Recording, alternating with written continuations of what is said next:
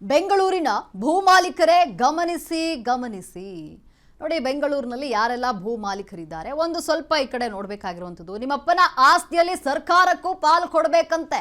DCM ಸರ್ಕಾರದಿಂದ ಈಗ ಕಂಡು ಕೇಳರಿಯದಂತಹ ಶಾಕ್ ಕಾದಿದೆ.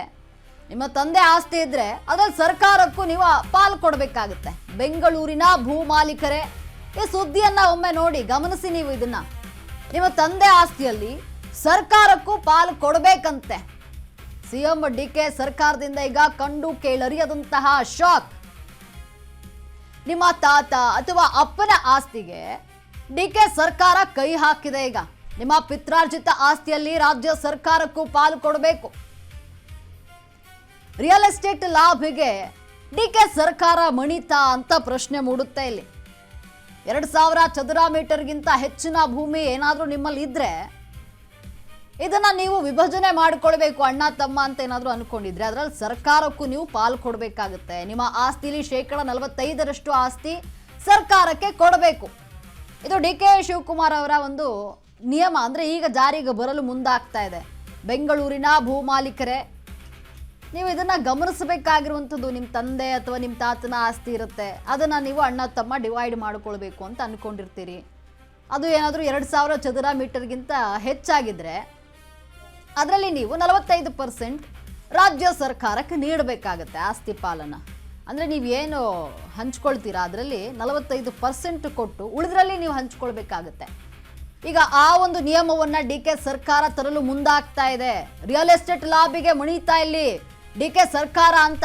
2000 ಚದರ ಮೀಟರ್ಗಿಂತ ಹೆಚ್ಚಿನ ಭೂಮಿ ಏನಾದರೂ ಇದ್ರೆ ಅದನ್ನ ನೀವು ವಿಭಜನೆ ಮಾಡಿಕೊಳ್ಬೇಕು ಅಂತ ಅನ್ಕೊಂಡಿದ್ರೆ ಅದರಲ್ಲಿ ನೀವು ಸರ್ಕಾರಕ್ಕೂ ಕೂಡ ಏನೋ ಪಾಲನ್ನ ಕೊಡಬೇಕಾಗುತ್ತೆ. ನಿಮ್ಮ ಆಸ್ತಿ 45% ಅಂದರೆ ನಿಮ್ಮ ಆಸ್ತಿಯಲ್ಲಿ 45% ನೀವು ಗವರ್ನಮೆಂಟಿಗೆ ಬಿಟ್ಕೊಡ್ಬೇಕಾಗತ್ತೆ. ಅಂದರೆ ಡಿ ಕೆ ಶಿವಕುಮಾರ್ ಸರ್ಕಾರಕ್ಕೆ ಬಿಟ್ಕೊಡ್ಬೇಕಾಗತ್ತೆ. ಈ ಒಂದು ನಿಯಮ ಈಗ ಜಾರಿಗೆ ಬರ್ತಾ ಇದೆ. ಪಿತ್ರಾರ್ಜಿತ ಆಸ್ತಿಯಲ್ಲಿ ರಾಜ್ಯ ಸರ್ಕಾರಕ್ಕೂ ಕೂಡ ಪಾಲು ಕೊಡಬೇಕು. ಇದ್ಯಾವ ಥರ ಅಪ್ಪ, ನಮ್ಮ ಆಸ್ತಿ ನಾವು ಹಂಚ್ಕೊಳ್ಳೋಕ್ಕೂ ಸರ್ಕಾರಕ್ಕೆ ನಾವು ಇಲ್ಲಿ ಪಾಲು ಕೊಡಬೇಕಾ ಅಂತ ಪ್ರಶ್ನೆ ಮೂಡುವಂಥದ್ದು ಸಹಜ.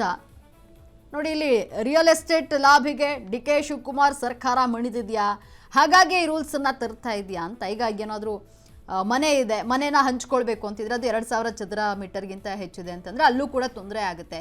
ಹೇಗೆ ಅದರಲ್ಲಿ ನಾವು ಪಾಲು ಕೊಡೋಕ್ಕಾಗತ್ತೆ ಅನ್ನುವಂತಹ ಪ್ರಶ್ನೆ. ಜಮೀನಲ್ಲೂ ಕೂಡ 2000 ಚದರ ಮೀಟರ್ಗಿಂತ ಹೆಚ್ಚು ನಿಮ್ಮಲ್ಲಿ ಇದ್ದು ನೀವು ಅದನ್ನು ಡಿವೈಡ್ ಮಾಡ್ಕೊಳ್ಬೇಕು ಅಂತ ಇದ್ದರೆ ಅದರಲ್ಲಿ ಸರ್ಕಾರಕ್ಕೆ ನೀವು 45% ಬಿಟ್ಕೊಡ್ಬೇಕು. ಅಂದರೆ ಪಾರ್ಕ್ಗಾಗಿರ್ಬೋದು ಅಥವಾ ರೋಡ್ಗಾಗಿರ್ಬೋದು. ಹಾಗಾಗಿ ಅದಕ್ಕೆ ಬಿಟ್ಕೊಡ್ಬೇಕು ಅಂತ ಈಗ ಸರ್ಕಾರ ರೂಲ್ಸನ್ನು ತರ್ತಾ ಇದೆ. ಅಂದರೆ ಈಗ ಏನು ನೋಡಿ, ಅಶ್ವವೇಗ ನ್ಯೂಸ್ ವರದಿಯ ಬೆನ್ನಲ್ಲೇ ವಿಪಕ್ಷ ಬಿಜೆಪಿ ಬಗ್ಗೆ ಅಲರ್ಟ್ ಆಗಿದೆ. ನಿಮ್ಮ ಆಸ್ತಿಯಲ್ಲಿ ಸರ್ಕಾರಕ್ಕೆ ಪಾಲು ಸ್ಟೋರಿ ಇಂಪ್ಯಾಕ್ಟ್ ಇದು. ಬೆಂಗಳೂರು ಸೇರಿ ಕರ್ನಾಟಕದಲ್ಲಿ ನಮ್ಮ ಸ್ಟೋರಿ ಸದ್ದು ಮಾಡಿದೆ. ಇದೀಗ ರಾಜ್ಯಪಾಲರಿಗೆ ಬಿಜೆಪಿ ನಾಯಕ ಪತ್ರವನ್ನ ಬರೆದಿದ್ದಾರೆ. ರಾಜ್ಯಪಾಲರಿಗೆ ಛಲವಾದಿ ನಾರಾಯಣ ಸ್ವಾಮಿಯಿಂದ ಪತ್ರವನ್ನ ಬರೆಯಲಾಗಿದೆ. ನೋಡಿ, ಯಾವುದೇ ಕಾರಣಕ್ಕೂ ಕೂಡ ಈ ಕಾನೂನನ್ನ ಜಾರಿಗೆ ತರಬಾರದು, ಜಾರಿಗೆ ಬಿಡಬೇಡಿ ಅಂತ ಹೇಳಿ ಬರೆದಿದ್ದಾರೆ. ಪಿತ್ರಾರ್ಜಿತ ಆಸ್ತಿ ಹಂಚಿಕೆಯ ವೇಳೆ ಸರ್ಕಾರಕ್ಕೆ 45% ಪಾಲು ಕೊಡಬೇಕು. ಇದು ಹೇಗಾಗತ್ರಿ ಅಂತ ರಾಜ್ಯಪಾಲರಿಗೆ ಪತ್ರವನ್ನ ಬರೆದಿದ್ದಾರೆ ಛಲವಾದಿ ನಾರಾಯಣ ಸ್ವಾಮಿ. ಡಿಕೆ ಸರ್ಕಾರದ ಹೊಸ ಕಾನೂನು ಡ್ರಾಫ್ಟ್ ವಿರುದ್ಧವಾಗಿ ಈಗ ದಂಗೆ ಎದ್ದಿದ್ದಾರೆ. ಇಡೀ ಮಾಧ್ಯಮದಲ್ಲಿ ಈ ವಿಚಾರ ಎತ್ತಿದ್ದು ಅಶ್ವವೇಗ ನ್ಯೂಸ್. ಅಶ್ವವೇಗ ನ್ಯೂಸ್ ಸುದ್ದಿ ಸ್ಫೋಟ, ವಿಶೇಷ ಡಿಬೇಟ್ ಎಫೆಕ್ಟ್ ಇದು. ಇದೀಗ ಈ ರೀತಿ ಕಾನೂನಿಗೆ ಅವಕಾಶವನ್ನ ಕೊಡಬೇಡಿ ಅಂತ ಬಿಜೆಪಿ ಈಗ ಮುಂದಾಗಿದೆ. ಪರಿಷತ್ ವಿಪಕ್ಷ ನಾಯಕ ಛಲವಾದಿ ನಾರಾಯಣ ಸ್ವಾಮಿ ಪತ್ರವನ್ನ ಬರೆದಿದ್ದಾರೆ ರಾಜ್ಯಪಾಲರಿಗೆ. ಅಂದ್ರೆ ಈ ಕಾನೂನನ್ನ ಜಾರಿಗೆ ತರಲು ಬಿಡಬೇಡಿ, ನೀವು ಇದನ್ನ ಹೇಗೆ ಕೊಡೋಕ್ಕಾಗುತ್ತೆ? ಪಿತ್ರಾರ್ಜಿತ ಆಸ್ತಿಯಲ್ಲಿ 45% ನಾವು ರಾಜ್ಯ ಸರ್ಕಾರಕ್ಕೆ ಹೇಗೆ ಕೊಡೋಕ್ಕಾಗುತ್ತೆ ಅಂತ ರಾಜ್ಯಪಾಲರಿಗೆ ಪತ್ರವನ್ನ ಬರೆದಿದ್ದಾರೆ. ಇದು ಅಶ್ವವೇಗ ನ್ಯೂಸ್ನಲ್ಲಿ ನಾವು ಸ್ಟೋರಿಯನ್ನ ಮಾಡಿದ್ವಿ. ನಿಮ್ಮ ಆಸ್ತಿಯಲ್ಲಿ ಸರ್ಕಾರಕ್ಕೆ ಪಾಲು ಸ್ಟೋರಿ ಇಂಪ್ಯಾಕ್ಟ್ ಇದು. ಬೆಂಗಳೂರು ಸೇರಿ ಕರ್ನಾಟಕದಲ್ಲಿ ನಮ್ಮ ಸ್ಟೋರಿ ಈಗ ಸದ್ದು ಮಾಡಿದೆ. ಇದೀಗ ನೋಡಿ, ರಾಜ್ಯಪಾಲರಿಗೆ ಬಿಜೆಪಿ ನಾಯಕ ಪತ್ರವನ್ನ ಬರೆದಿದ್ದಾರೆ. ರಾಜ್ಯಪಾಲರಿಗೆ ಛಲವಾದಿ ನಾರಾಯಣ ಸ್ವಾಮಿಯಿಂದ ಪತ್ರ ಬರೆಯಲಾಗಿದೆ. ಯಾವುದೇ ಕಾರಣಕ್ಕೂ ಕೂಡ ಈ ಕಾನೂನು ಜಾರಿಗೆ ಬಿಡಬೇಡಿ. ಪಿತ್ರಾರ್ಜಿತ ಆಸ್ತಿಯ ಹಂಚಿಕೆ ವೇಳೆ ಸರ್ಕಾರಕ್ಕೆ 45% ಪಾಲನ್ನ ನೀಡಬೇಕು. ಇದು ಹೇಗಾಗಿತ್ರಿ ಅಂತ ರಾಜ್ಯಪಾಲರಿಗೆ ಪತ್ರವನ್ನು ಬರೆದಿದ್ದಾರೆ. ಇದು ನಮ್ಮ ಪಿತ್ರಾರ್ಜಿತ ಆಸ್ತಿ ಆಗಿರುತ್ತೆ. ಇದರಲ್ಲಿ ನಾವು ಹೇಗೆ ಪಾಲು ಕೊಡಬೇಕು ಸರ್ಕಾರಕ್ಕೆ, ಇದು ಯಾವ ರೀತಿ ನ್ಯಾಯ, ಈ ಒಂದು ಕಾನೂನು ಜಾರಿಗೆ ಬರಲು ಬಿಡಬೇಡಿ ಅಂತ ಹೇಳಿ ಬಿಜೆಪಿಯ ನಾಯಕ ಛಲವಾದಿ ನಾರಾಯಣಸ್ವಾಮಿ ರಾಜ್ಯಪಾಲರಿಗೆ ಪತ್ರವನ್ನು ಬರೆದಿದ್ದಾರೆ.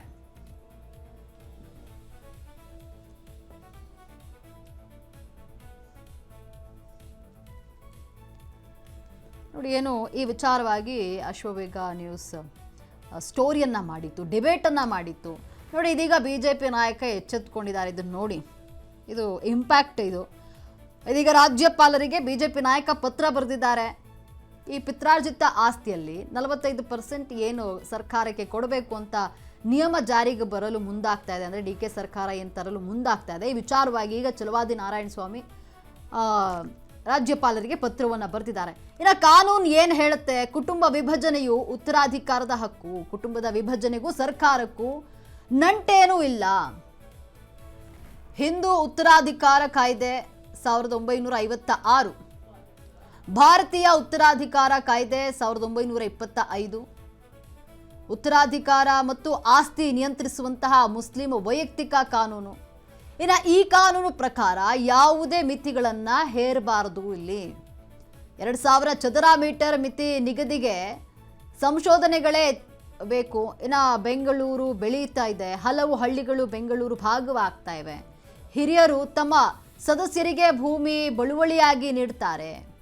ಅಂತಹ ಭೂಮಿ 2000 ಚದರ ಮೀಟರ್ಗೆ ನಿರ್ಬಂಧ ಮೀರುತ್ತವೆ.